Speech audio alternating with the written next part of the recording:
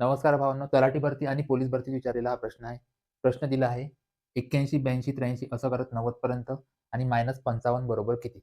त्या प्रश्नाचं उत्तर शॉर्टकटमध्ये कसं सोडवायचं बघा. सर्वात पहिले एक कन्सेप्ट लक्षात घ्या. आपण जेव्हा पाढे बघतो 1 ते 10 पर्यंत, याची बेरीज किती होते? 55. त्यानंतर 11 ते 20 पर्यंत, तर हा वाढत जाते 155.